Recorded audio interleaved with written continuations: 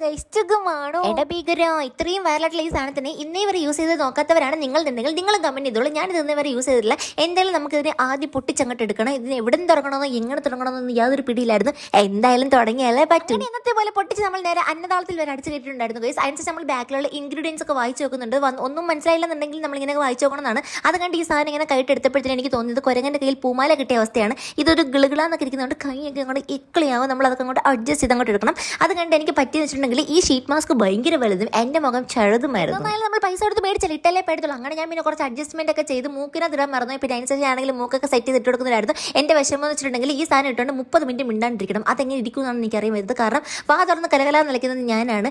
അങ്ങനെ എൻ്റെ മമ്മിയും പപ്പേൻ്റെ അലപ്പില്ലാണ്ട് എന്നെ ഇങ്ങനെ കണ്ടപ്പോഴത്തേനും ഇവർ ഞെട്ടിത്തെറിച്ച് എന്നെ കണ്ടിച്ചിരിക്കുകയാണ്. എന്നെ കണ്ടിച്ചിരിക്കാനൊക്കെ തോന്നുന്നു ഗൈസ്. അപ്പോൾ നമ്മൾ 30 മിനിറ്റ് മിണ്ടാണ്ടിരുന്നതിന് ശേഷം ഈ സാധനം വലിച്ചളക്കിയപ്പോഴത്തേനും ഭയങ്കരമായിട്ടുള്ള ഗ്ലോ കിട്ടുമെന്നാണ് പറയുന്നത്. പക്ഷെ അത്രയും ഗ്ലോ കിട്ടിയില്ലെന്നുണ്ടെങ്കിലും ഭയങ്കരമായിട്ട് ഹൈഡ്രേറ്റ് ആക്കുന്നത് പോലെ എനിക്ക് തോന്നി.